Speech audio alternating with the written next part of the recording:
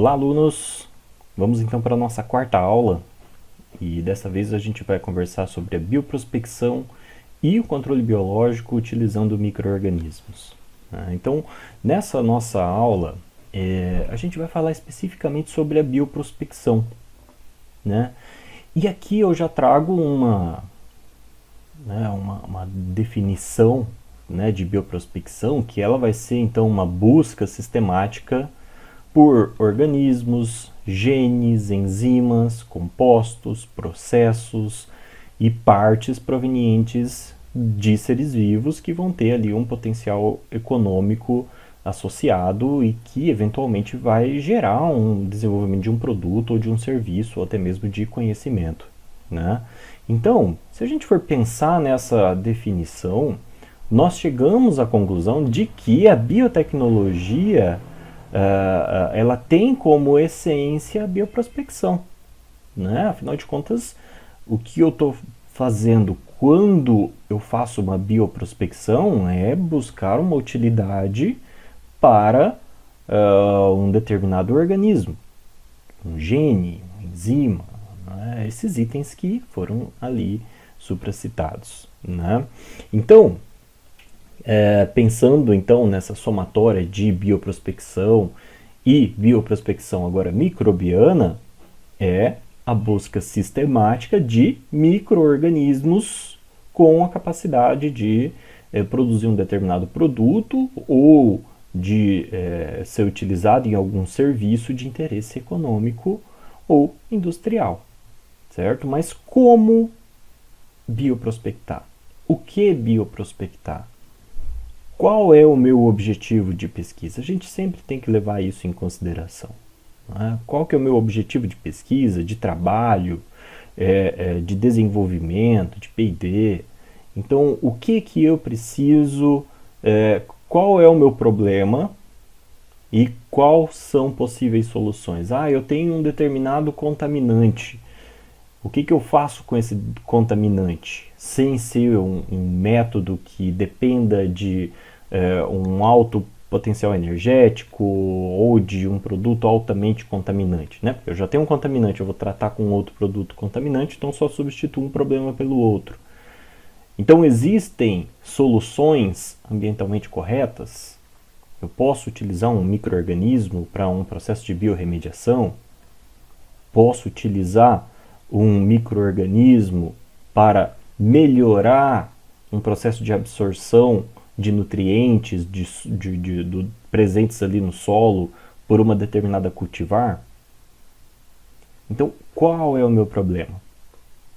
E, uma vez postos esses problemas, aí sim, eu vou começar a buscar as possíveis soluções. Vou começar a buscar, no caso nosso aqui especificamente, micro-organismos para solucionar aqueles problemas. Vou fazer uma bioprospecção, ok? Então eu vou começar a buscar soluções.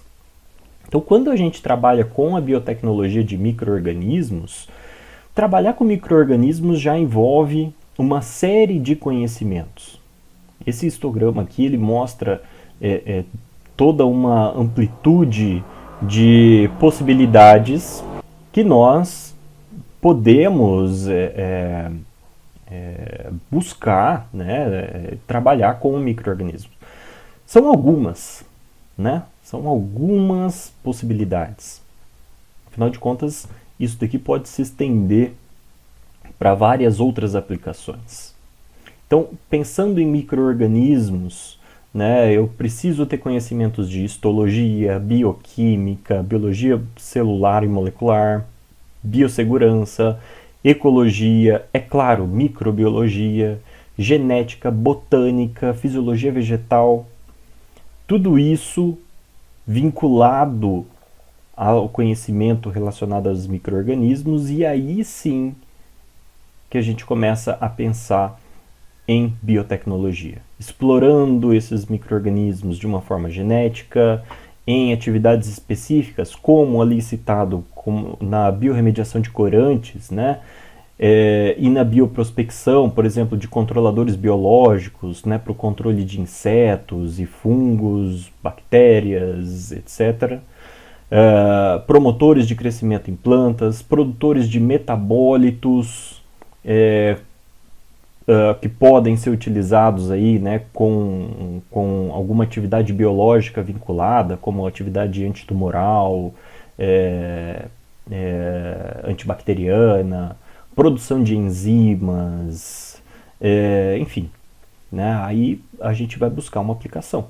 Né? Se eu estou falando em biotecnologia, eu vou ter que ter uma aplicação para isso, né? Para aqueles micro-organismos ali no caso. Então, esse organograma que eu apresento aqui para vocês, né, é um bem focado ali para as atividades que realizávamos e realizamos ainda no Laboratório de Biotecnologia de Micro-Organismos ali da UEM. Né? Isso daqui é tudo? Não.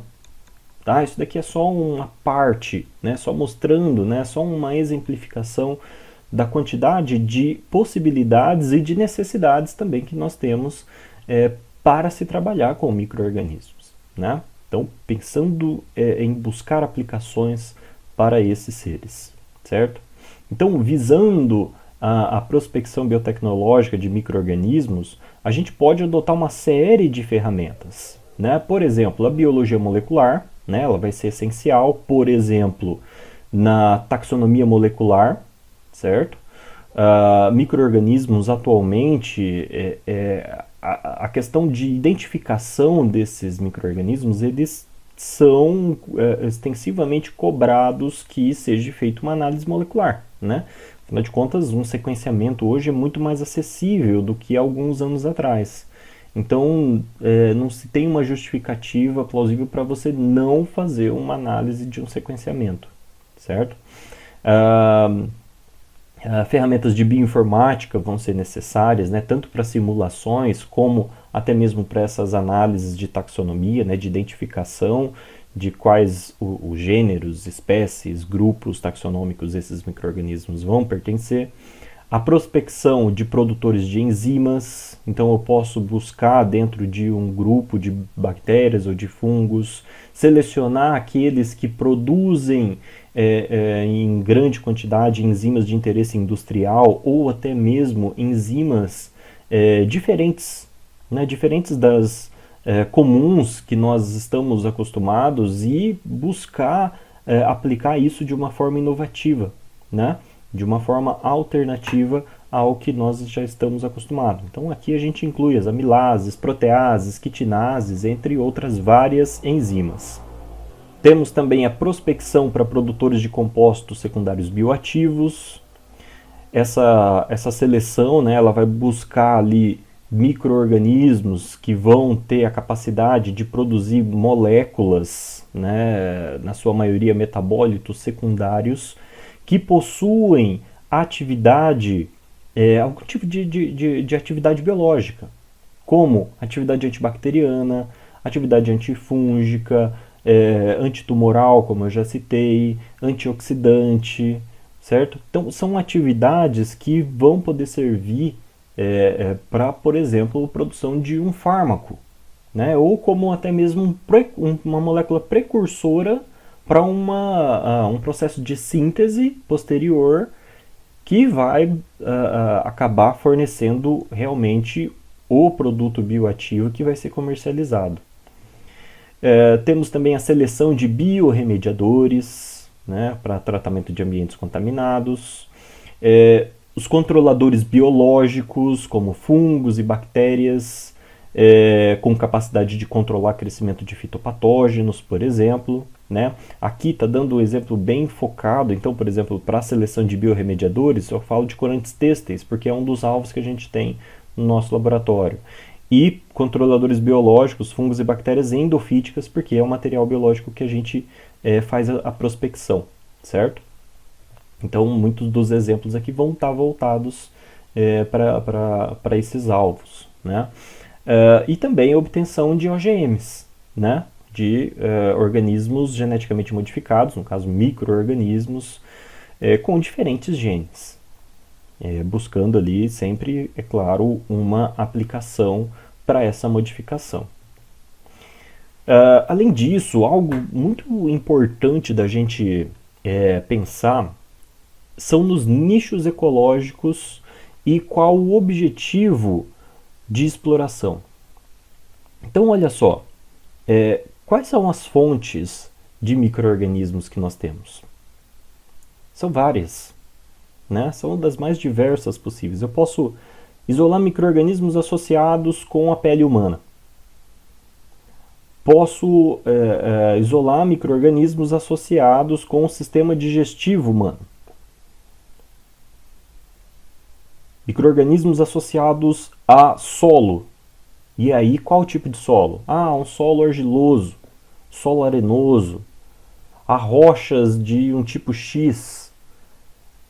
Há micro-organismos que habitam um determinado tipo de planta, de animais, oceanos, águas termais, geleiras, desertos, né?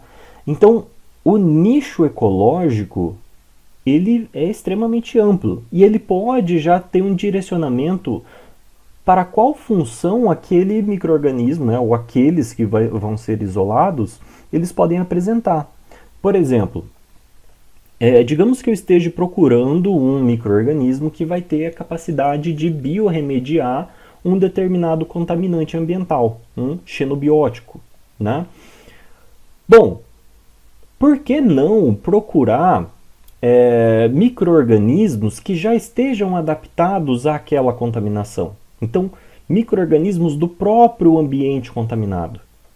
Se eles estão sobrevivendo àquela contaminação, consequentemente e muito provavelmente eles devem ter ferramentas para sobreviver, incluindo ferramentas de degradação, né? Afinal de contas, micro-organismos são degradadores natos da natureza, principalmente os fungos, né? Então, por que não explorar aquele nicho ecológico já contaminado, com o contaminante que eu quero degradar, né? Então, a escolha do nicho vinculada ao objetivo, ela pode ser algo, né, um caminho bem interessante a ser traçado quando a gente pensa em bioprospecção. Então, a primeira etapa, escolher bem de onde eu vou tirar esses organismos a serem isolados.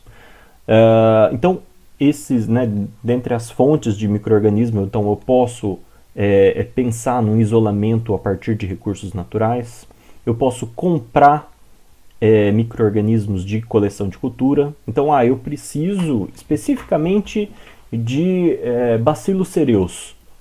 Né? Eu não preciso que seja diferente, eu só preciso de um Bacillus cereus. Então, tem coleção de cultura aí espalhada, né, em vários lugares do mundo, né, que você pode comprar uma bactéria, né, e dependendo do fim, né, que você vai estar utilizando essa bactéria, você vai precisar, claro, de uma série de documentações que comprovem que você tem a estrutura adequada para a aquisição dessa cepa. E, além disso, caso isso venha gerar um produto, né, cada empresa, né, cada coleção aí de cultura, ela vai ter a sua legislação. Né? Então, se você vai utilizar aquilo, por exemplo, para geração de um determinado produto. Então, às vezes, você tem que acertar royalties com a empresa que vai estar te fornecendo. Provavelmente vai ter um contrato, um valor que você vai ter que pagar, às vezes anual, às vezes fixo, né?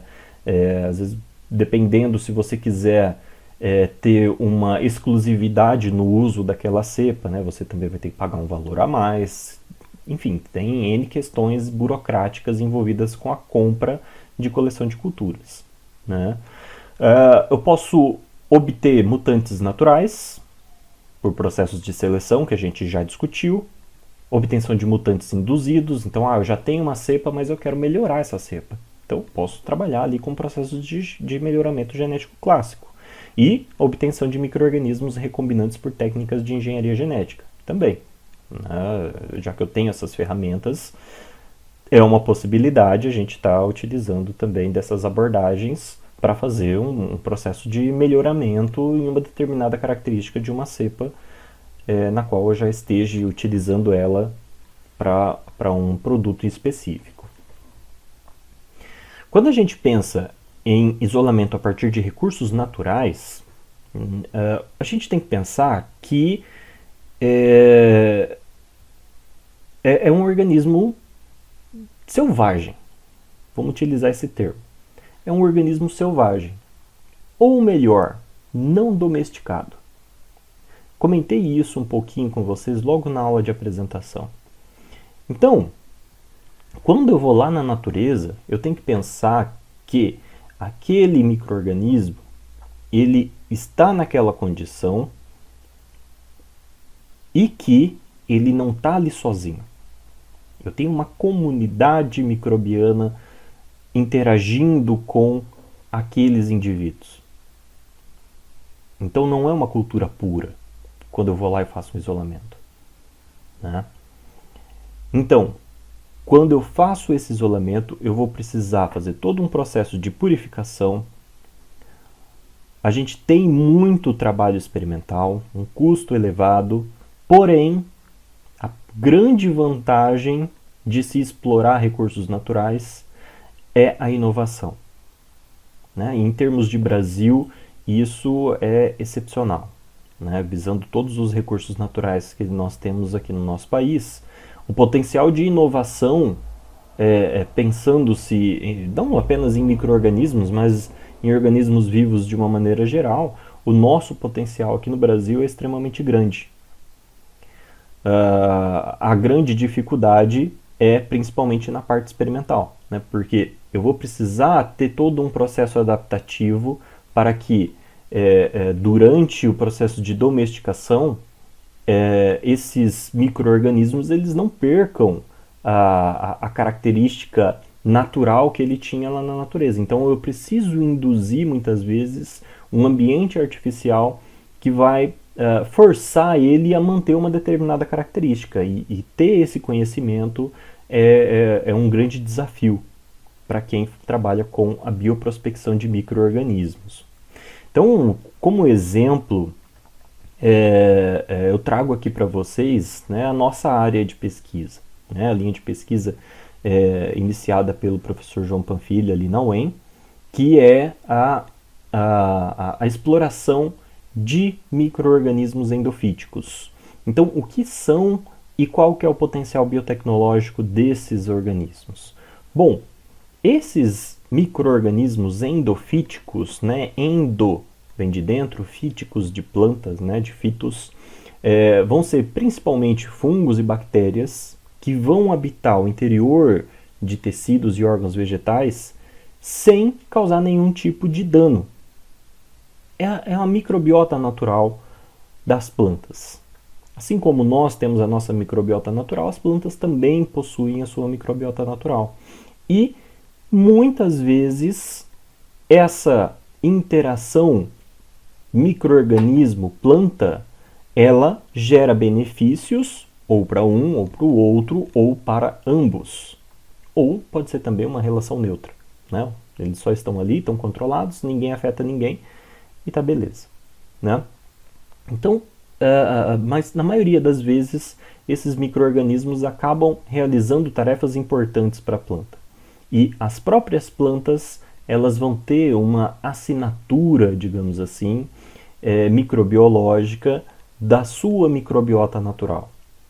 Ela consegue modular quais são os micro-organismos que ali vão habitar, né? Que ela necessita de alguma forma para auxiliar em processos fisiológicos, né? Assim como nós regulamos a nossa microbiota. Então aqui nós temos algumas imagens, né, de microscopia, onde a gente pode ver, né, os tecidos vegetais, né, e com grande crescimento aqui de hifas fúngicas, olha só, né, nos tecidos vegetais, algumas bactérias no interior das células, olha só, né? Então,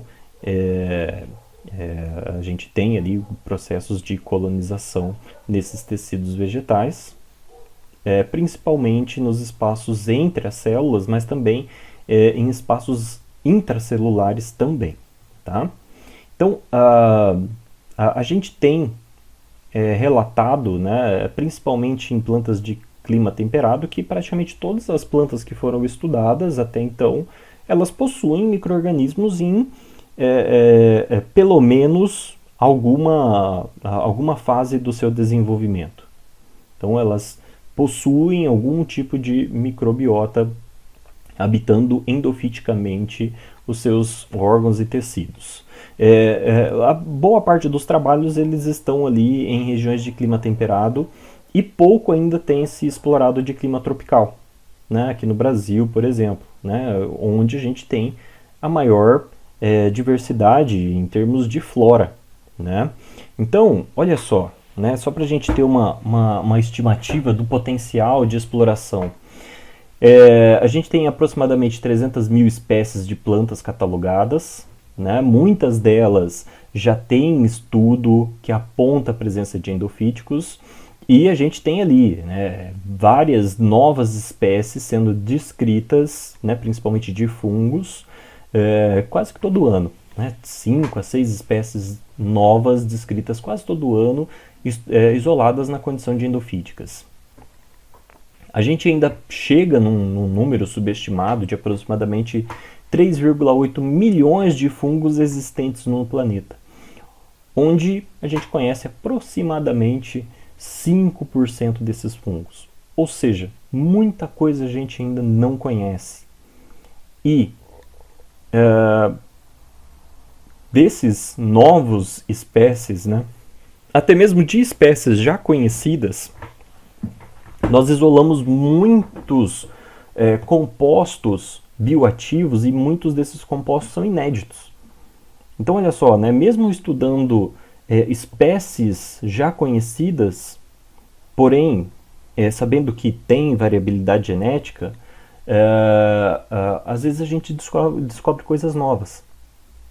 Então, o potencial de inovação, somente considerando esse nicho, né, de plantas associadas, aliás, de micro-organismos associados às plantas, o campo de exploração é enorme, né? Então, a gente tem um grande potencial de utilização, não só de endofíticos, como de outros micro-organismos também. Tá?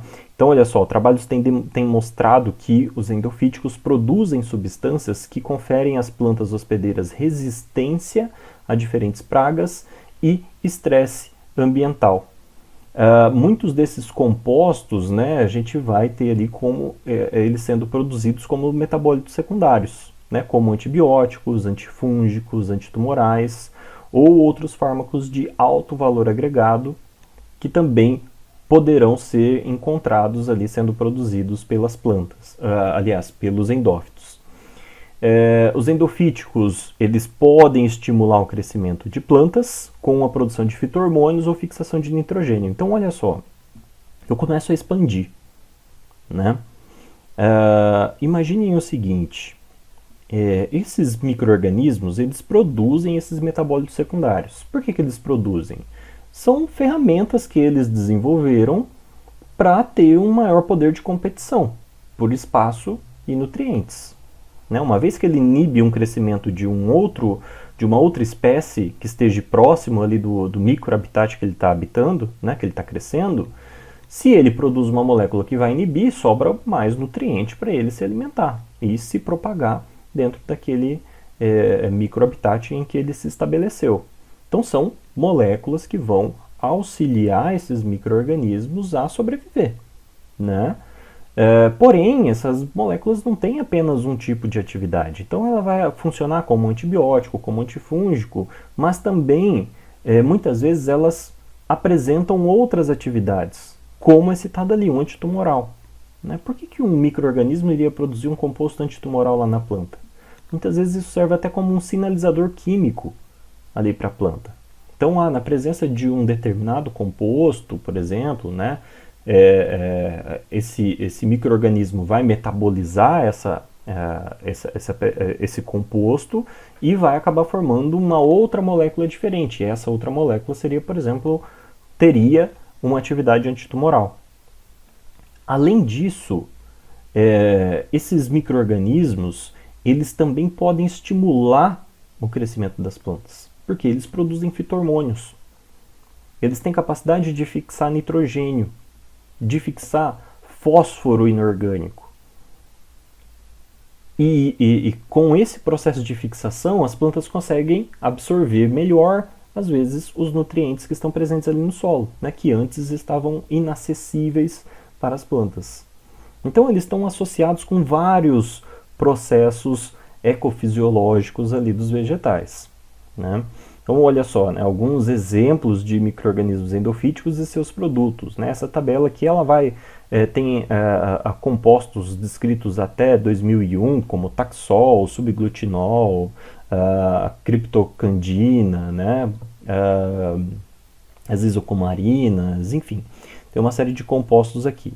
Mas, só para a gente ter uma noção, em 2015 foi publicado, 2015 ou 2014, foi publicado um trabalho onde, no espaço de 5 anos, os autores fizeram um levantamento bibliográfico somente de compostos metabólicos produzidos por micro-organismos endofíticos e são descritos mais de 300 moléculas inéditas. Tá? Moléculas inéditas que nunca haviam sido descritas em nenhum outro tipo de ser vivo, né? Não é porque é inédito para uma cepa, não, é inédito geral, né? É uma molécula que foi identificada sendo produzida por aquele micro-organismo, aquela cepa específica, né? E muitas dessas 300 e poucas moléculas que foram descritas associada a algum tipo de atividade biológica. Então, são fontes riquíssimas de novas moléculas, de novas atividades, de novos produtos para serem explorados. Bom, todo esse processo, né, ele é proveniente dessas interações que a gente tem entre endófito e planta hospedeira. Como eu comentei com vocês, essas interações elas podem ser interações comensais, mutuais, simbióticas, de antagonismo ou parasitismo, e tudo isso acaba gerando, né, uma rede extremamente complexa de comunicação química, químico-genética, a gente pode dizer dessa forma, onde acaba estimulando a produção desses metabólitos secundários. Por isso acaba sendo um nicho extremamente interessante de se explorar, né? Eu estou dizendo isso pensando aqui nos endófitos, pessoal, mas tentem pensar, né, em toda essa interação que eu estou dizendo aqui para vocês e expandir isso para outros nichos também. Olhem só, o solo. O solo ele não é apenas composto por minerais. O solo é muito mais que isso, o solo é vivo. Né? É um dos ambientes mais, se não for o mais, é um dos mais ricos em diversidade microbiana que nós temos. E pensando em toda essa comunidade microbiana, essa diversidade, imaginem quão complexo as interações que esses micro-organismos produzem nesse nicho e o quão complexo acaba sendo a vida ali, né? Então, quanto de diversidade a gente não pode retirar do solo? Né? Quanto de diversidade química eu não tenho numa amostra de solo? Né? Uma amostra pequena, 200 mg de solo tem centenas de milhares de micro-organismos. A mesma coisa acontece aqui com as plantas, só que a diferença é que quando eu vou para um organismo vivo e exploro a sua microbiota natural, esse organismo pluricelular, né, esse organismo superior, digamos assim, dessa forma, ele modula quem vai entrar e quem vai sair. Ele tem um controle não somente de entrada e saída, mas de quantidade. Então, eu preciso que eu tenha uma concentração maior de um determinado grupo taxonômico de bactérias. Né? Claro, o pensamento não é dessa forma, né? Mas o controle é feito de uma forma química. Né? É pura química, esse sistema de controle. Né? Então, são moléculas que indicam que eu preciso produzir mais um outro tipo de molécula que vai controlar uma determinada comunidade microbiana.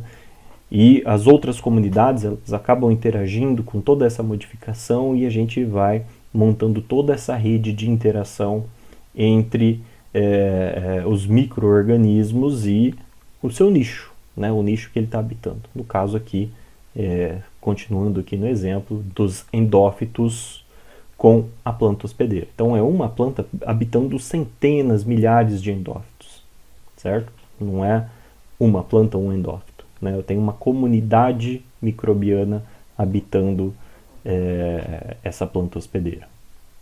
Então essas interações entre endófitos e planta hospedeira, elas funcionam mais ou menos, né, de uma forma resumida da seguinte forma, olha só. Quando um micro-organismo ele se comporta como um endófito, o que nós temos é um sistema de antagonismo balanceado. O que é um antagonismo? O antagonismo nada mais é do que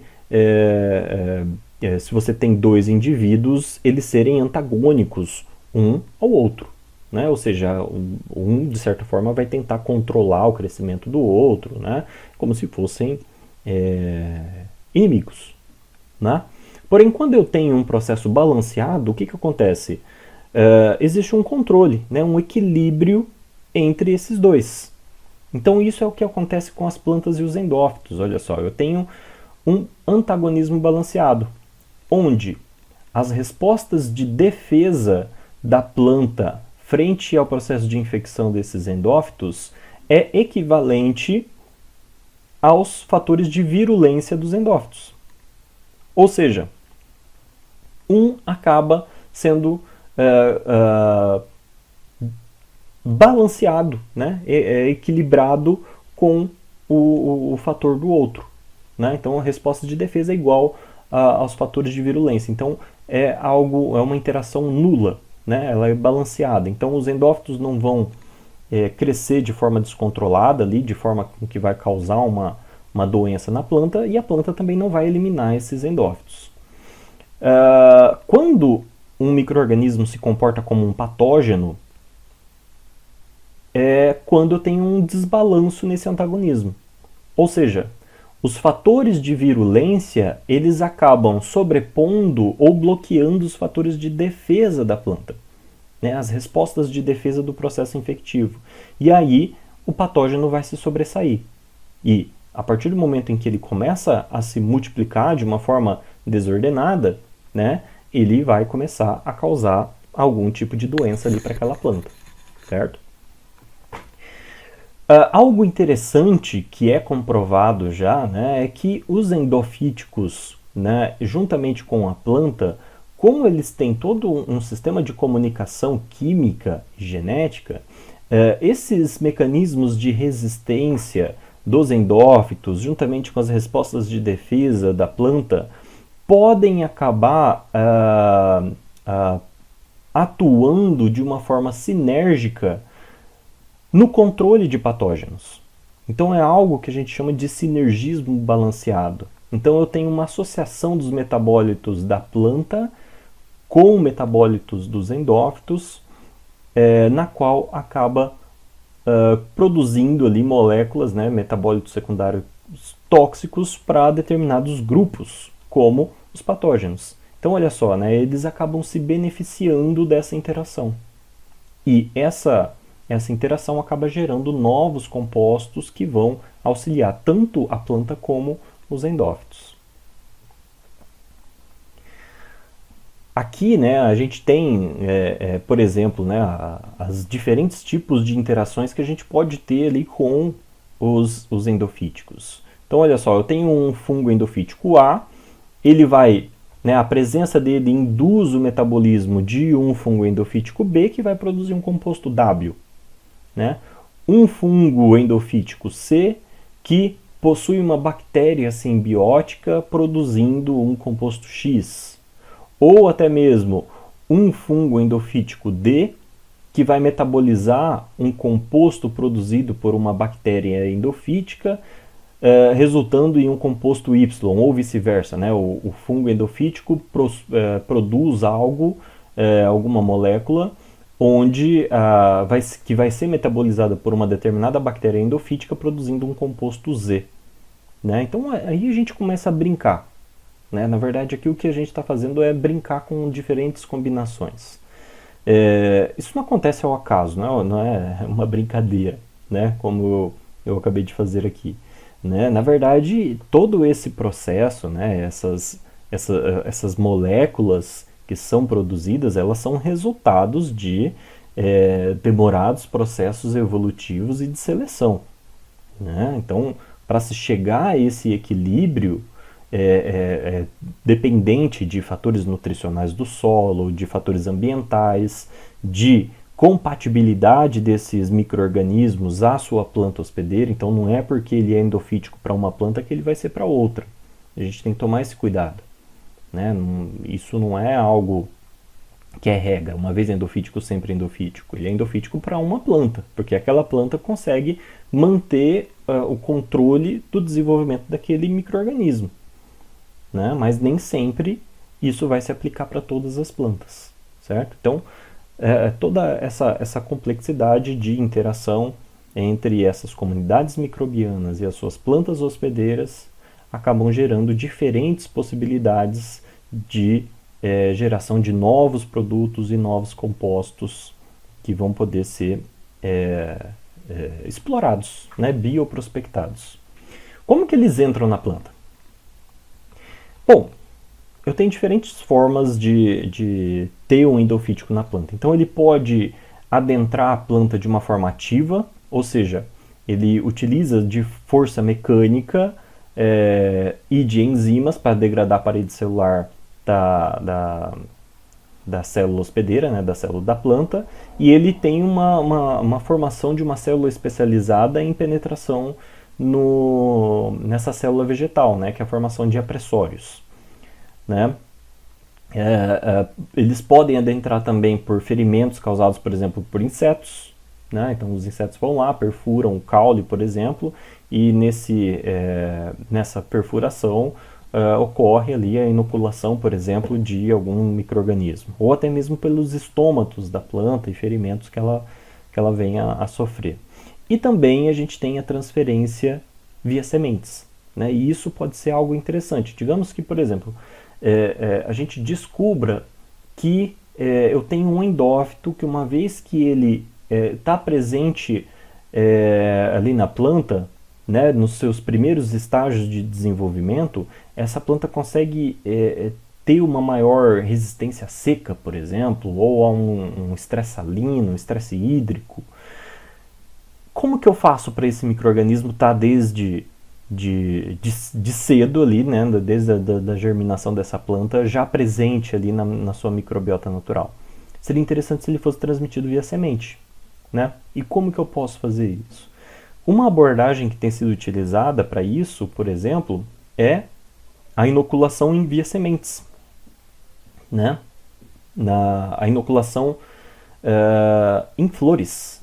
Então, no momento em que a planta está florida, antes de formar os seus frutos, é feita a inoculação, né, nessas flores, então, por exemplo, por borrifação, né, por spray, contendo esporos desse micro-organismo, e quando é formado então o fruto, as sementes, esse micro-organismo já vai estar ali, né? Já vai estar ali naquela semente, e quando for plantada essa semente, ela já vai conter um inóculo inicial desse endofítico, né? Que vai atuar ali, por exemplo, como um promotor de desenvolvimento vegetal. Para a gente isolar, olha só, né? Vamos explorar aqui, né, um pouquinho dessa área, né? Então, como que a gente vai fazer a detecção e isolamento de fungos endofíticos? Então, né, eles podem ser observados por microscopia, como a gente viu em algumas imagens anteriores, né? Mas na maioria dos casos é feito um isolamento, né? Afinal de contas, eu preciso ter esse micro-organismo em mãos para que eu possa fazer uma bioprospecção. Eu tenho que estudar ele, eu tenho que manipular ele. Então a gente vai isolar, né? Como que é feito esse isolamento? Olha só, né? Existem variações das técnicas, né? Mas, por exemplo, eu posso vir escolher as folhas, né? Normalmente tem que ser folhas saudáveis, né? Afinal de contas, a gente define endófitos como micro-organismos que não causam doenças nas plantas. Então, primeira etapa, escolher folhas, né? Ou tecidos que não apresentem nenhum tipo de sintoma.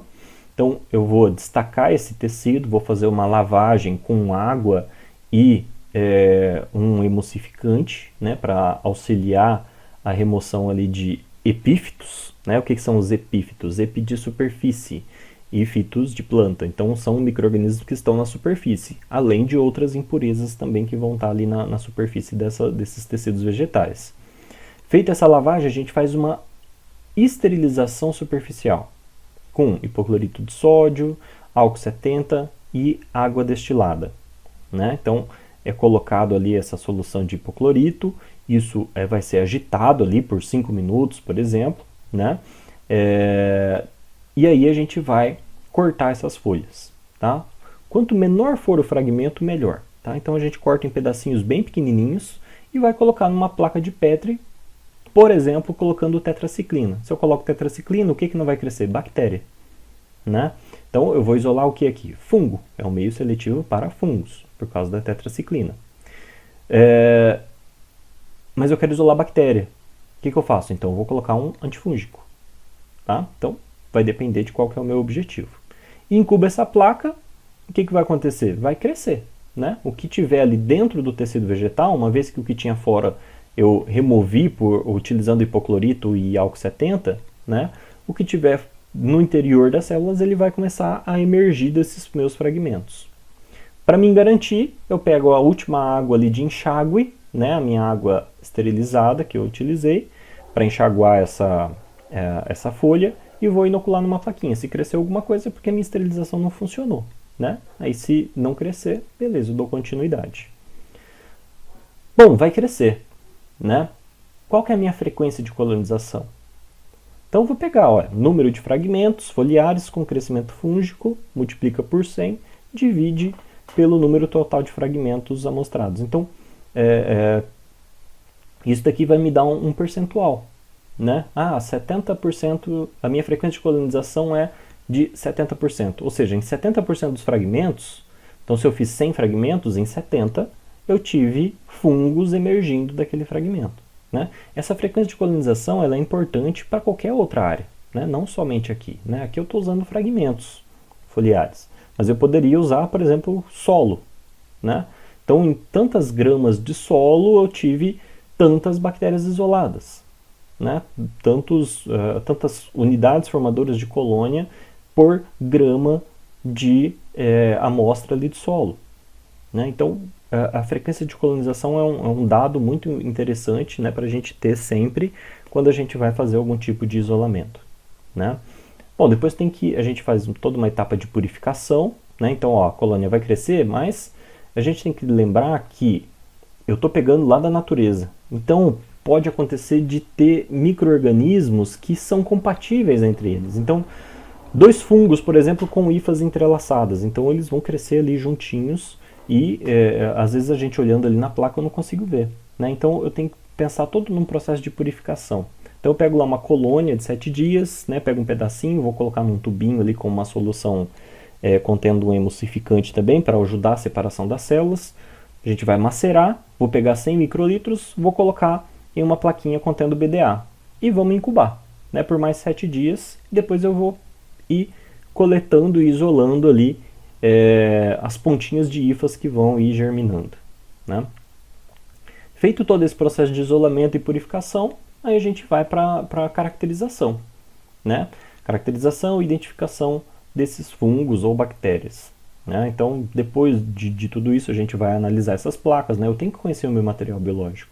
Então você vai analisar quais são as características macro e microscópicas desses indivíduos. Macroscópicas, beleza, né? Você vai analisar a sua placa ali a olho nu e vai caracterizar qual que é a cor do micélio, qual que é o formato do micélio, como que ele cresce, qual que é a velocidade de crescimento dele, né? Quais os meios de cultura que ele cresce. Agora, para as microscópicas, aí eu vou precisar de técnicas de microcultivo, por exemplo, né? Então são técnicas onde a gente vai ter que usar o microscópio. Aí na próxima aula a gente discute um pouquinho mais sobre elas. Aí, né, tendo essas linhagens, eu vou poder começar a fazer uma bioprospecção. Por exemplo, eu quero buscar fungos que tenham a capacidade de controlar o crescimento de fitopatógenos. Ou seja, eles têm uma atividade antagonística contra fitopatógenos. Como que eu posso fazer esse teste? Um dos testes mais utilizados é o teste, né, como o próprio nome já indica, um teste de antagonismo. Né? O que esse teste faz? Eu coloco os dois fungos na mesma placa e vejo qual que é a interação entre eles. Né? Então eu posso ter um contato micelial, eu posso ter um contato micelial com morte celular, eu posso ter um controle do crescimento do meu fitopatógeno sem contato micelial, ou seja, aquele meu fungo que eu estou testando, ele está produzindo alguma coisa. E ele está liberando isso no meio de cultura. E quando ele libera isso no meio de cultura, o que acontece com o meu fitopatógeno? Ele não cresce. Né? Então, opa, aqui eu tenho algo que pode ser interessante. O que será que ele está produzindo que não deixa ele crescer? Né? E aí a gente começa a explorar essas informações que a gente vai obtendo. Quando eu tenho uma morte celular no contato entre as hifas, isso aqui fica bem escuro aqui, né, no contato aqui, entre as duas hifas. Então o que está acontecendo? Né, por que está tendo morte celular ali? Será que é o fitopatógeno ou o meu endofítico que está produzindo alguma coisa que está causando essa morte celular? Quem está morrendo? Então isso tudo, né, são características que a gente vai ter que observar. Né? Então como que é feito isso? Olha só, né? Uma metodologia padronizada pela gente ali na UEM, né? Onde a gente coloca o endófito em uma das extremidades, o fitopatógeno de outra, 4 centímetros de distância, vai crescer durante 7 dias, e aí, né, eu vou ter também os controles, né? Coloco o fitopatógeno só em uma das extremidades da placa, né? E o fitopatógeno inoculado 2 vezes, a 4 centímetros de distância. Depois a gente utiliza um software, né, onde a gente vai fotografar essas imagens e vai aferir a área de crescimento do fungo. Então a gente faz toda essa aferição da área de crescimento, né? Então ele vai dar a área em centímetros ou milímetros quadrados e depois eu faço uma análise estatística, né, para observar qual que foi a redução do crescimento do meu fitopatógeno. Além disso, eu vou analisar aquelas características que eu falei nos slides anteriores. Como foi a interação? Tá, teve redução? Teve. Mas como que foi a interação entre as hifas? Às vezes eu não tenho redução, mas eu vejo que uma hifa não encosta na outra. Então alguma coisa está acontecendo entre esses micro-organismos. E essas interações podem ser interessantes depois para a gente explorar. Certo? Então aqui, né, só para a gente ver como que calcula o índice de antagonismo percentual. Né? Então isso daqui vai me dar um percentual de quanto o meu fitopatógeno foi inibido. Né? E aí depois é feito uma análise estatística. Né? Tudo que a gente faz aí que quantifica, né? Que nos dá em números algo, a gente tem que confirmar com análises estatísticas. E aí no caso aqui para esse teste a gente utiliza o Scott Knott, que vai dar ali um maior poder de decisão para chegar em um determinado resultado final. Bom, um outro tipo de trabalho que pode ser realizado, né? Então, eu tenho, olha só, aqui é bem interessante, né? Que eu coloco um problema e tento buscar uma possível solução. Então, aqui pensando ainda em controle biológico, né? Então, eu tenho um fitopatógeno. Quem que é esse fitopatógeno? Sclerotinia sclerotioro. Esse fungo, tá? Aqui nas fotos a gente pode ver, olha só, ele causa, né? Ele é o agente causador do mofo branco na soja e em outras cultivares também, outras leguminosas. Esse fungo, ele tem uma característica relativamente interessante, que ele atinge culturas em altitudes mais elevadas, né? Se eu não me engano, acima de 800 metros acima do nível do mar, alguma coisa assim. E é claro, né, ele depende de algumas condições climáticas. né, uma alta umidade, em épocas de chuva, né, é nessa época que ele aparece. E ele tem por característica, então, infectar o caule ali da soja, né, forma esse mofo branco, né, que é a característica dele, e ele tem um dano muito grande nessas lavouras que são afetadas. E ele não tem um produto que faça um controle efetivo, certo? Então ele é muito resistente aos fungicidas que são utilizados na lavoura atualmente. Principalmente por ele conseguir produzir estruturas de resistência chamadas esclerótios. Tá? Os escleródios, eles são como se fossem, eles parecem umas pedrinhas, né, pretinhas, bem pequenininhas, que caem no solo e ali elas ficam por 5, 10 anos às vezes. E ela vai germinar apenas quando tiver uma condição favorável para que esse fungo venha a se desenvolver. Então, assim, é um fungo de difícil controle. Então, tem sido buscado alternativas, né, alternativas de controle biológico para o controle desse fitopatógeno. Então, aqui, né, um outro trabalho que a gente acabou realizando no nosso laboratório, que eu tenho a esclerotínia, né, e aqui uma bactéria. Né? Então, olha só, onde a bactéria está, a esclerotínia não conseguiu crescer. Né? O crescimento do fungo, ó, eu inoculei ele aqui, ó, bem onde está a setinha ali vermelha. Quando eu inoculo, o crescimento do fungo ele é radial. Ou seja, ele vai crescer a partir do ponto do seu inóculo, ele vai crescer de forma circular. Né?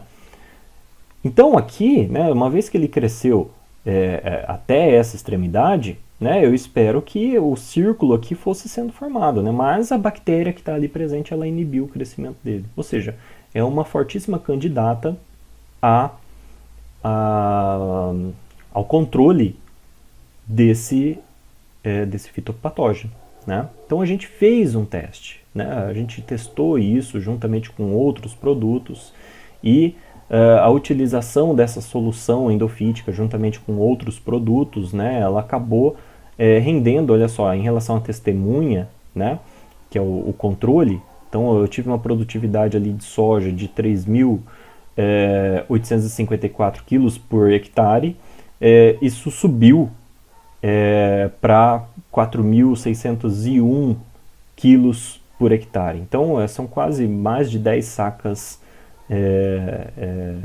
por hectare, mais especificamente 12 sacas por hectare, de aumento dessa produtividade. Né? Então, algo expressivo, né? Expressivo frente à perca que aquela região estava tendo em relação devido aos problemas causados pela esclerotínia. Bom, visto que esses micro-organismos podem produzir compostos de interesse, como que a gente vai extrair? Bom, a extração de compostos orgânicos, eles têm diferentes métodos. E cada método desse, né, ele vai depender de qual que é a característica química dessas moléculas. Né? Então, esse exemplo que eu trago aqui para vocês é um procedimento utilizado em vários locais do mundo quando a gente está fazendo uma exploração inicial, né, um screening inicial. Então, como que é feito isso? Bom, inicialmente a gente cultiva esses fungos em bioreatores, em Erlenmeyers, né? O caldo que foi fermentado, né, onde esse fungo cresceu, ele vai ser então separado, né, passado por um processo de filtração, centrifugação para remover o micélio, e aí apenas o caldo a gente vai fazer uma partição líquido-líquido. Né? O que é essa partição líquido-líquido ou uma purificação líquido-líquido? Eu vou pegar um solvente orgânico insolúvel em água e a gente vai misturar. Né? Vai fazer uma mistura ali dessas duas soluções. O que acontece quando eu faço isso? Como os compostos orgânicos, né, a gente espera que eles sejam mais solúveis na fase orgânica do que na fase aquosa, E no processo em que eu faço essa mistura das duas soluções,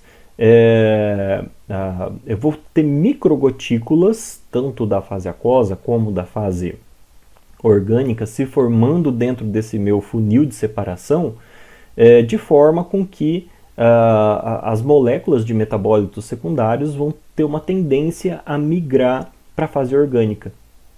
E aí depois eu vou deixar esse balão em repouso, né, esse funil em repouso. O que vai acontecer? Vai separar as duas fases, como água e óleo se separam, né?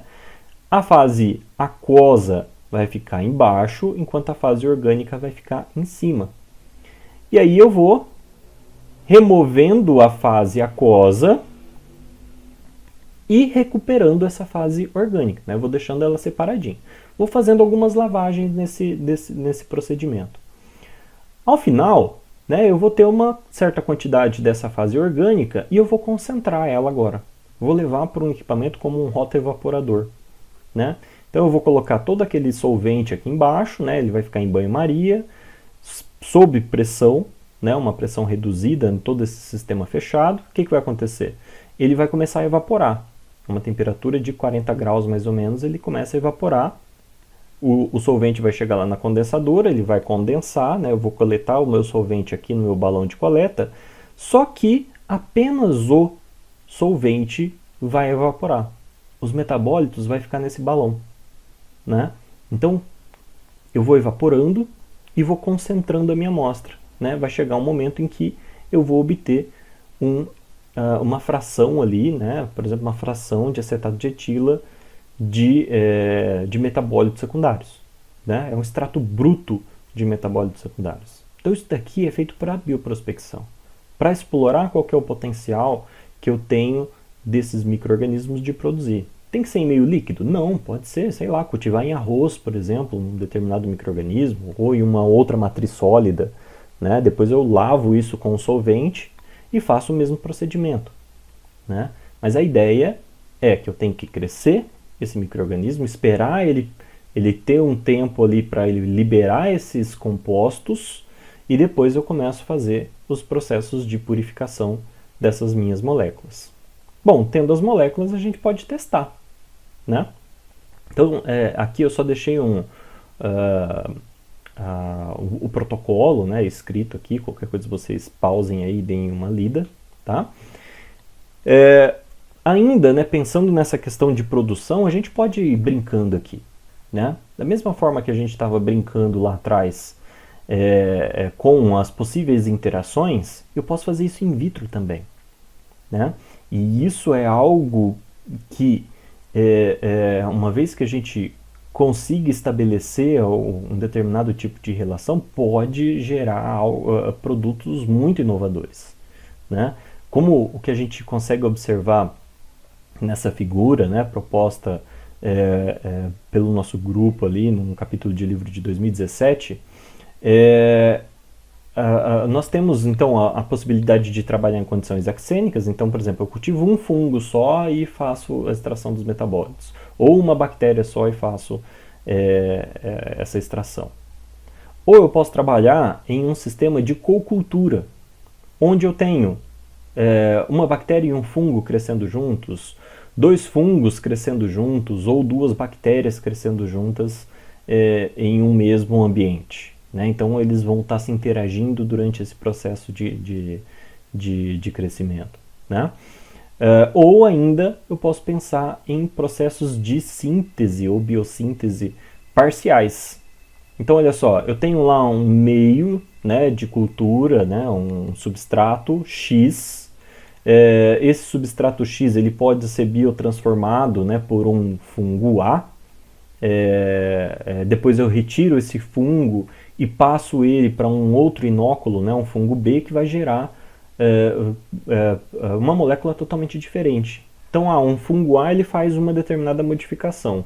Aí, a partir daquela modificação, ele não consegue mais mexer na molécula, mas eu preciso que tenha uma outra etapa de modificação ainda nessa molécula. Então eu posso passar para um outro inóculo que vai conseguir metabolizar aquilo para chegar ao meu produto final, né? Então aí é que a gente começa a brincar, né? A explorar possibilidades de manipulação de um determinado composto, né, de um determinado produto.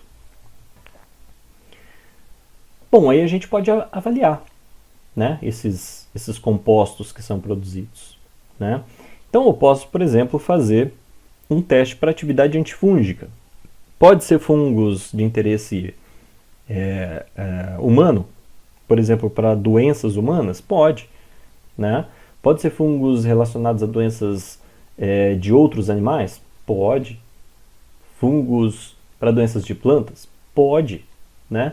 Por exemplo, no nosso caso ali, na nossa linha de pesquisa, a gente sempre busca mais voltado, né, trabalhos mais voltados para a área agrícola, né? Então, alguns micro-organismos testados, né, Alternaria alternata, Coletótricum, Monilióptera perniciosa, Guinardia, né? Então, o Monilióptera perniciosa, por exemplo, é um fungo de muito interesse, principalmente para os produtores de cacau, né? Ele é o fungo causador da vassoura de bruxa e é um fungo de difícil controle, né? O pessoal não está conseguindo encontrar, então uma forma de controlar a Monilióptera perniciosa e tem se buscado aí durante alguns anos já métodos alternativos para controlar a infecção desse fungo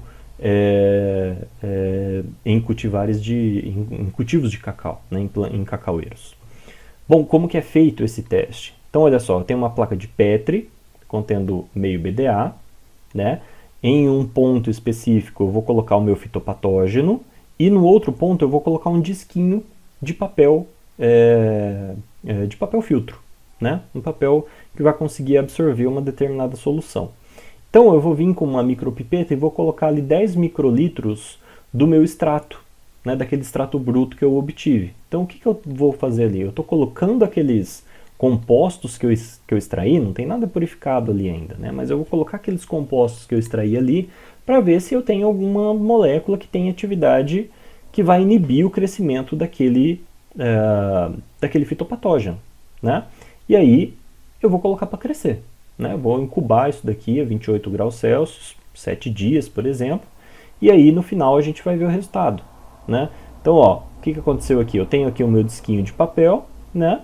E o Monilióptera perniciosa aqui crescendo, né? Ainda aqui nesse trabalho, né, é difícil encontrar um resultado legal para Monilióptera, né? Porque é um fungo que cresce muito rápido. Mas a gente ainda conseguiu observar aqui que ele não tomou a placa toda. Normalmente ele toma a placa toda, mas aqui ele foi levemente controlado, né? A gente pode considerar dessa forma.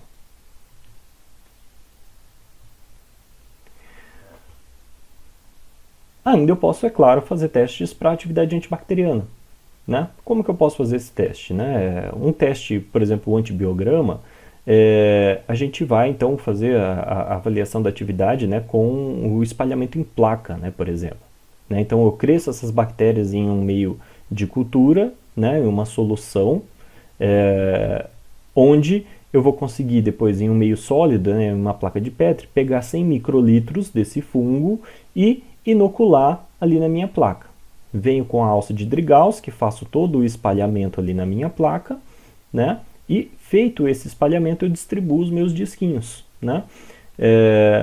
Os discos de papel. E aí eu venho e coloco ali os meus extratos, né? Então, por exemplo, 10 microlitros, né, de cada um desses extratos, né? Ou em concentrações diferentes, em quadruplicata, né? Enfim. Aí eu tenho que ver qual que é o desenho experimental e aí eu vou incubar por 24 horas. Se tiver atividade antimicrobiana, o que acontece? Aparece um halo, né? Um halo de inibição. Por exemplo, aqui ó, é feito um teste com um extrato bruto. Né? Então, ó, começou com 10, 15, 20, 30, 50 miligramas. Né? E conforme vai aumentando aqui a concentração, foi observando que teve um aumento ali do halo de inibição que foi formado. Né? Ou seja, eu tenho uma atividade antimicrobiana nesse extrato. Né? Não deixou crescer a bactéria que foi testada aqui.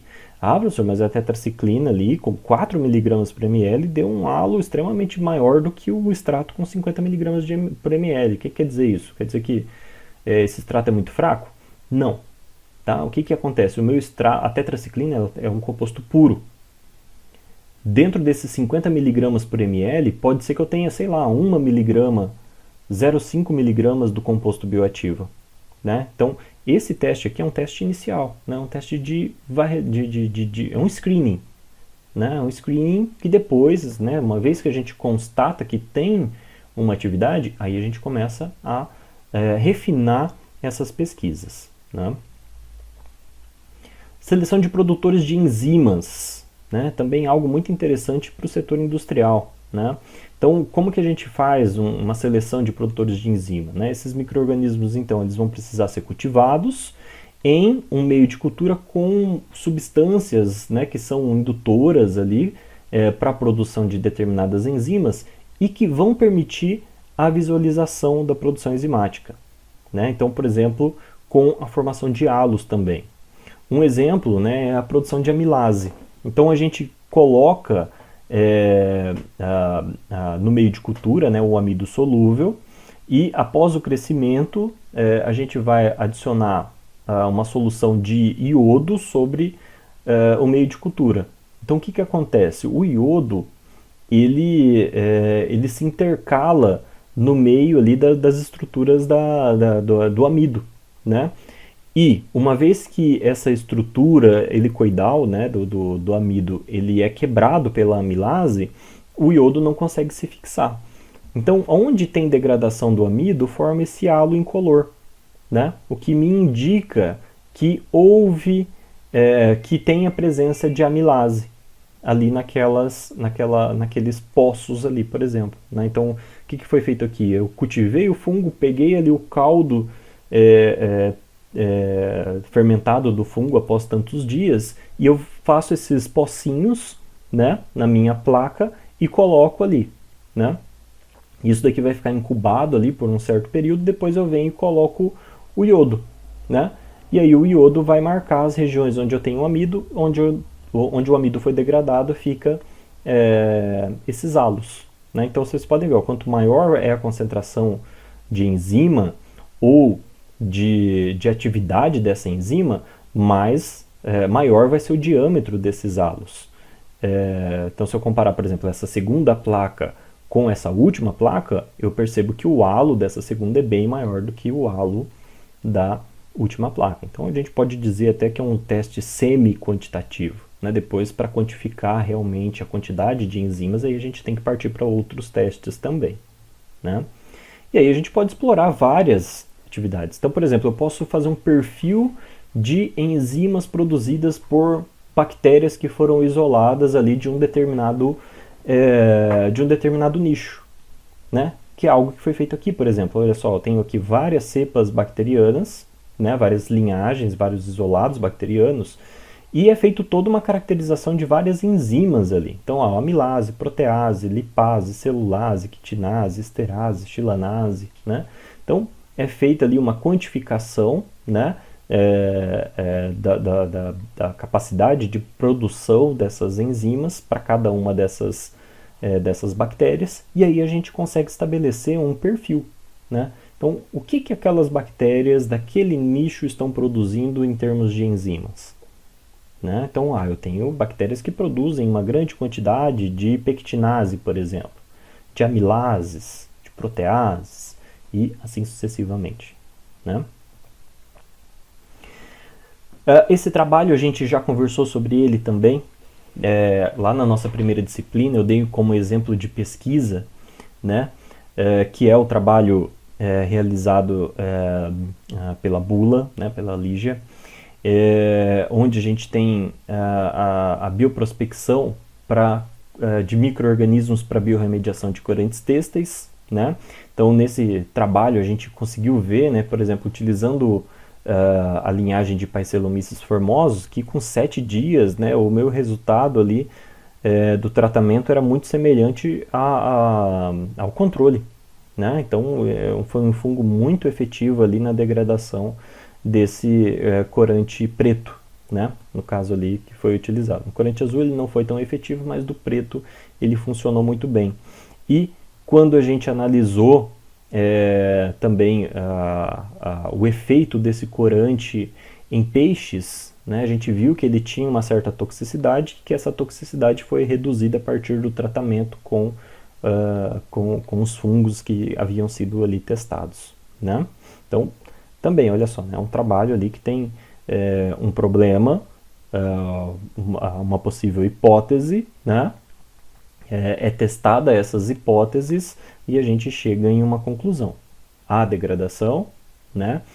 Ocorre ali um tratamento e o resultado desse tratamento é de um efluente menos tóxico para um determinado ambiente, né? Ainda, né, pensando em controle biológico, a gente expande também a utilização de micro-organismos para outras pragas agrícolas, né? No caso ali, insetos.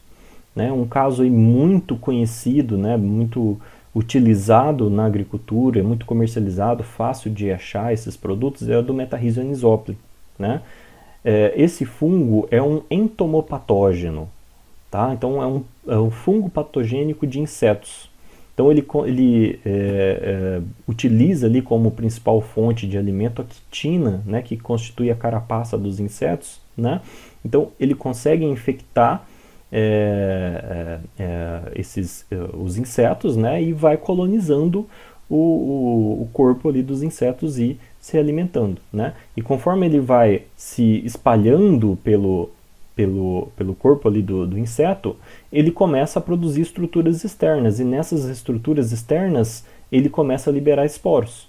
E esses esporos vão se espalhando novamente pelo ambiente para buscar novas fontes de alimento, né, outros insetos para estarem colonizando. Um outro também bastante utilizado é o Beauveria bassiana, né? Muito conhecido aí como Bovéria, né? No mercado, quando a gente vai adquirir, né? Uma das aplicações da Bovéria bastante exploradas é no controle da mosca branca, né? Que ela é difícil de ser controlada com os inseticidas convencionais. Então o pessoal às vezes faz o uso da Bovéria aí como um importante tratamento alternativo, né? Também é um entomopatógeno, é um pouquinho diferente ali do Metarrhizium, né? O Metarrhizium tem essa cor mais, um verde mais oliva, né, dos seus conídeos, enquanto a Bovéria ele fica numa tonalidade mais esbranquiçada, às vezes puxando ali também para um verde, um verdinho oliva bem mais clarinho ali, bem mais marronzinho. Algo que tem surgido recentemente, a utilização de um outro fungo, né, o Paecilomyces, no controle de nematóides. Né? Os nematóides têm sido aí um problema grave também relatado na agricultura, principalmente pela dificuldade de controle que se tem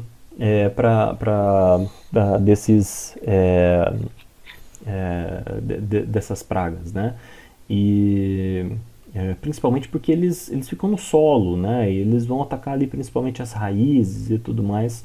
Então é difícil de ter um produto químico eficaz ali que consiga fazer o controle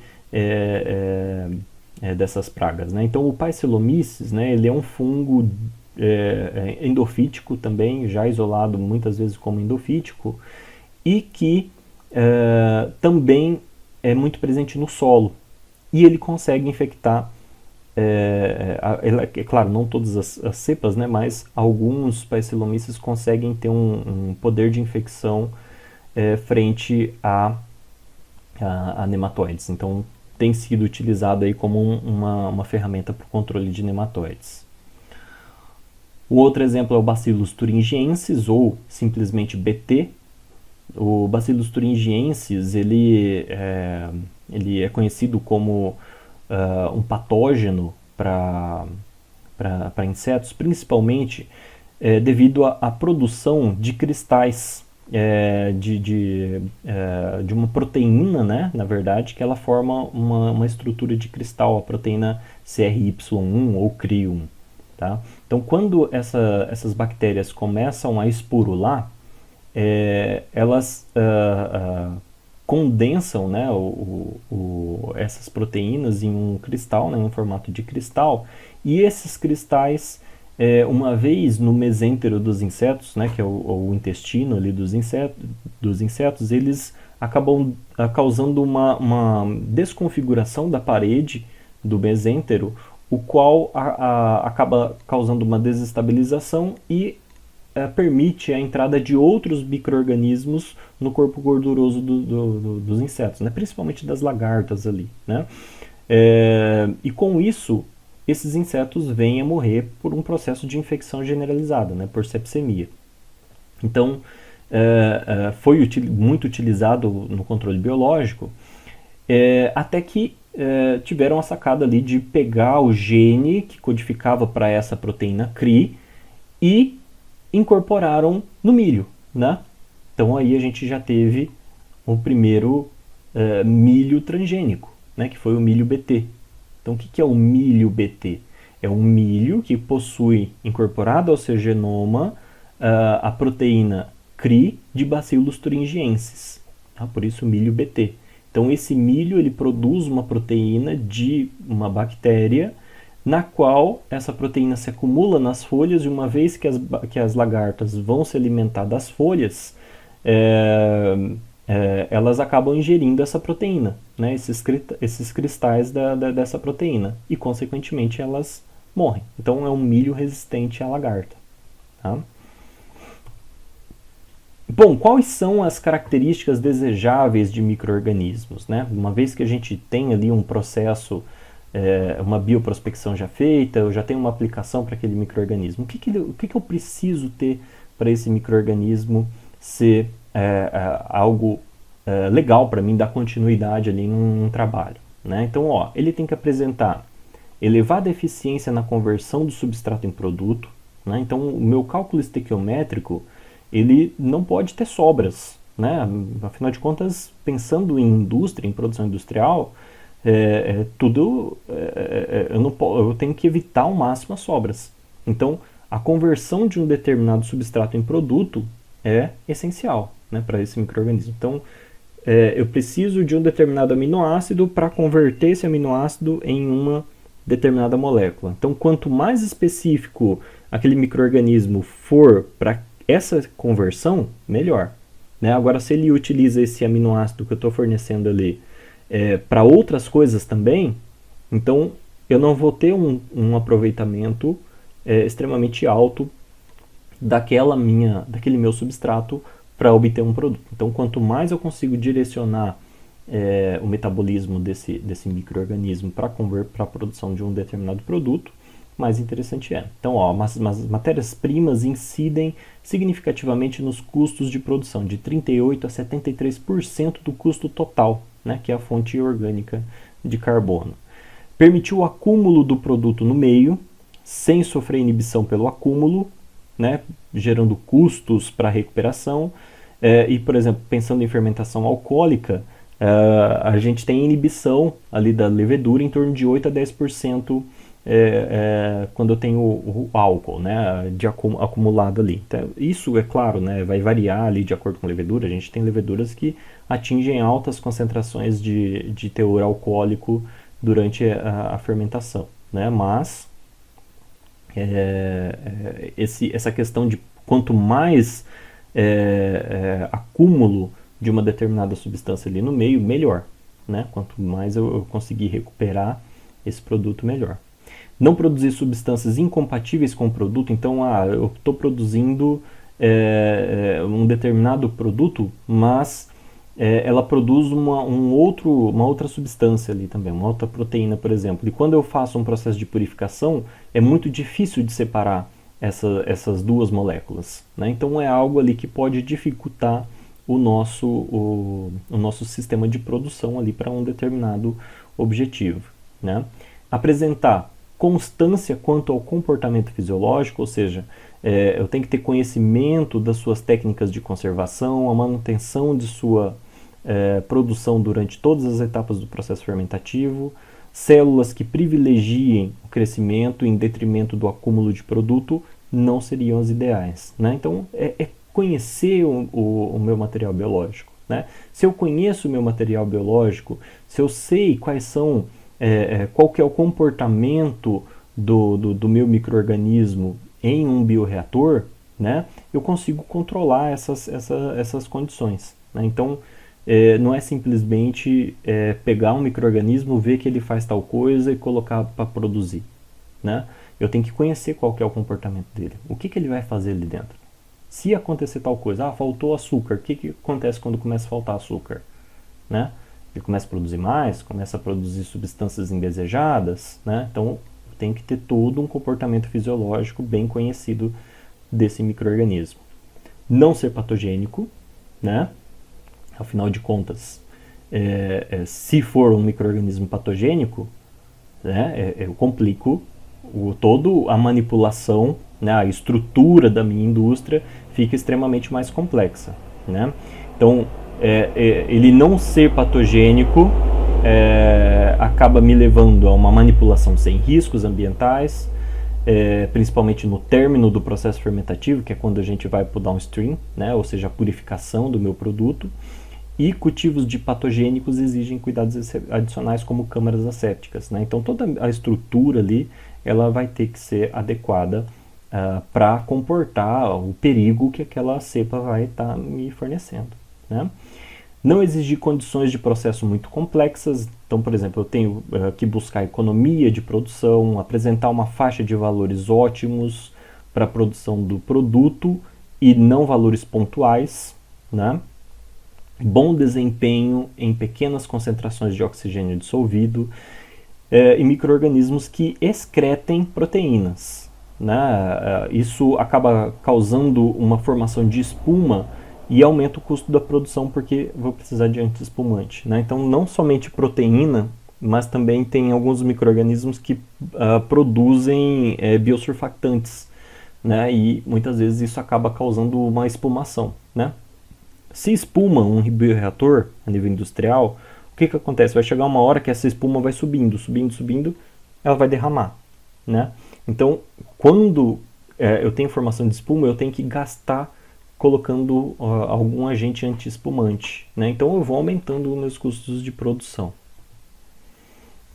Não exigir meios de cultura dispendiosos, né? Então isso aqui está tudo relacionado à economia, né? Então economia do processo produtivo e estudar, volta àquela questão, né? Estudo e conhecimento das necessidades nutricionais de um determinado micro-organismo. Então a gente tem que conhecer quais são as características comportamentais daquele micro-organismo em diferentes situações de cultivo. Permitir a rápida liberação do produto para o meio, então sem inibição pela retenção do produto, separação do micro-organismo, né, ela tem que ser relativamente fácil, né, por centrifugação, filtração. As condições de cultivo podem intervir na excreção de um determinado produto, por exemplo, pH na excreção de glicoamilase, né?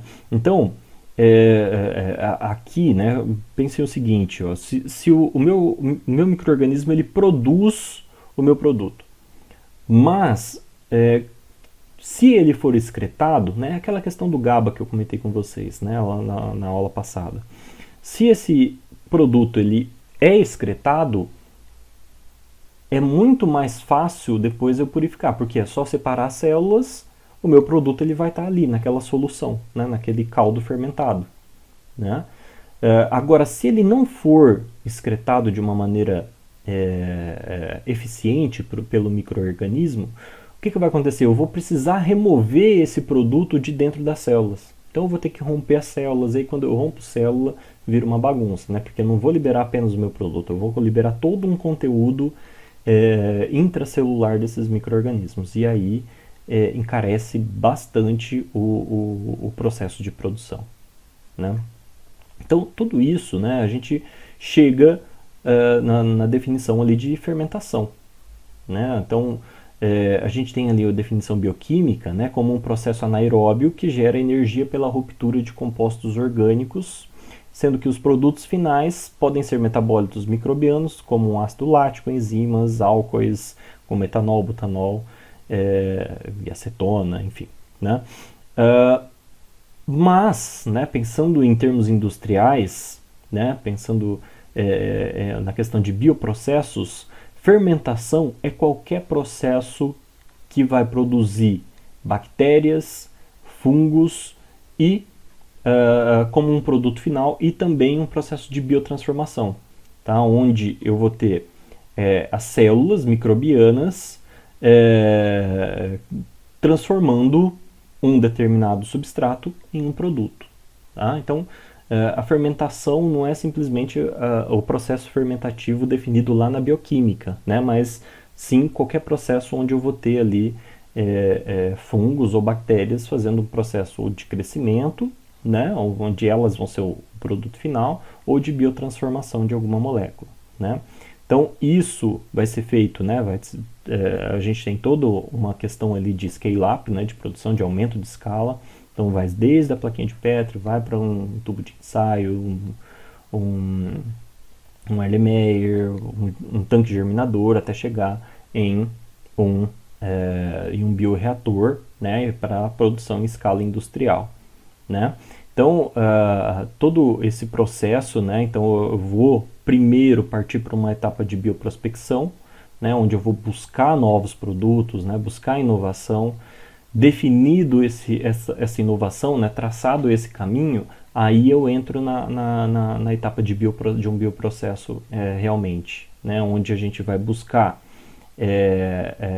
aumentar a escala de produção, né, inicialmente em uma escala laboratorial, depois em uma escala piloto, né, já pensando em expandir isso para a indústria, e depois a gente vai para uma operação em larga escala, né, para produção a nível industrial mesmo, e feito todo esse processo fermentativo, aí a gente tem a recuperação desse produto ao final, né, que é todo o processo que nós chamamos de downstream, né, que é pós a fermentação, né, são os processos de purificação, né. Então aqui, ó, a gente tem, né, todo esse esquema geral de um processo fermentativo, né, então eu tenho lá um micro-organismo que foi selecionado, o preparo do inóculo, né, que aqui está relacionado então à etapa ainda laboratorial, o preparo do inóculo na etapa industrial, né, já nos germinadores, né, e aqui, olha só, né, a gente já começa a entrar, né, com todo um processo automatizado. Então eu tenho a entrada de ar por um compressor, toda a esterilização de ar, né, ela vai lá para o meu germinador, vai para o meu reator industrial. Esse germinador vai inocular, né, o meu bioreator industrial, que ele vai estar alimentado com um meio de cultura selecionado, esterilizado, né, constituído por determinadas matérias-primas, que vai estar alimentando tanto o meu germinador como o meu bioreator industrial, né? E aí, depois dessa etapa de fermentação, entra toda a etapa que a gente chama de downstream, né? Separação das células e do caldo fermentado e as purificações necessárias para chegar no nosso produto final, né? Então, olha só, né? Mais algumas informações aqui. Tá? Então, os micro-organismos aeróbios e anaeróbios, eles são cultivados em condições controladas, na grande câmara, né, no reator industrial, né, ou fermentadores, às vezes chamados de bioreator. A maioria das fermentações exigem uma série de medidas, então esterilização de tanque de fermentação e equipamentos associados, a preparação e esterilização do meio de cultura, preparação de uma cultura de células, inoculação pura do meio no tanque de fermentação, o crescimento celular e síntese de produtos desejados sobre um conjunto específico de condições, produtos de extração e purificação ou coleta de células e eliminação do meio e das células e limpeza do bioreator e equipamentos. Então são processos ali relacionados com a imagem que a gente viu ali, né? Então são etapas que devem ser tomadas ali uma série de cuidados, né? E que tem que ser bem conhecidas, né? Elas têm que ser bem estudadas, toda a fisiologia, tanto do micro-organismo em cada uma daquelas etapas, assim como os processos finais, né? Tanto de eliminação das células, como a limpeza do bioreator, dos equipamentos, são essenciais para uma indústria biotecnológica que vai trabalhar com um processo de fermentação. Então, o sucesso desses processos fermentativos ele vai depender de 4 pontos básicos, né? Do próprio micro-organismo, do meio de cultivo, né? A qualidade do substrato que você está colocando, de como você vai conduzir esse processo e como você vai recuperar esse produto, né? Então, como eles estão interligados, se define o conjunto levando em consideração aspectos econômicos e biológicos, né? Então, existe todo um planejamento para que esse processo fermentativo ele atinja ali um balanço, né, de excelência, né, buscando sempre uma excelência, mas que tem que ter, claro, um balanço ali de custos e de lucratividade, pensando ali no produto final. Então, pensando ali levando-se em consideração os meios de cultura, né, ele tem que ser o mais barato possível, né, isso é óbvio, tem que atender as necessidades do micro-organismo, né, de forma com que ele vai permitir a síntese do produto e auxiliar no controle do processo. Então, por exemplo, eu posso utilizar, né, no meu meio de cultura compostos que vão minimizar a necessidade de um controle extra adicional de uma determinada condição. Então, por exemplo, pH, né, como colocado aqui no exemplo, né, eu posso colocar ureia, né, a ureia ela vai auxiliar ali na manutenção do controle do pH daquele meio de cultura. Não provocar problemas na recuperação do produto, né, então quanto mais simples for o meu meio de cultura e mais bem estabelecidos, mais fácil será depois no processo de purificação. Então, por exemplo, se eu começar a usar composições muito sintéticas no meu meio de cultura, né, como por exemplo fontes alternativas de carbono, de nitrogênio, né, então vai ficando cada vez mais bagunçado a gama de moléculas orgânicas que eu vou ter ali naquela solução, né, naquele meio fermentado. Então vai ficando cada vez mais difícil para a purificação do meu produto, certo? Bom, então a parte de bioprospecção, né, ela visa, né, tanto a bioprospecção quanto o controle biológico aqui, a gente tem ali como objetivo buscar novos produtos, né, pensando em bioprospecção, além de entender todo o comportamento microbiano, né, de forma com que esses conhecimentos gerados eles vão permitir a aplicação desses micro-organismos, sejam eles micro-organismos recentemente isolados de um nicho ecológico específico, ou até mesmo de micro-organismos já mais bem conhecidos, né? Dessa forma, a gente gera conhecimento, a gente gera informações e melhora os nossos, né, pode desenvolver ou melhorar, aliás, novos processos inovadores para a obtenção de produtos biotecnológicos. Ok? Então, é isso, pessoal. A gente fica por aqui nessa aula. Até a próxima. Tchau, tchau.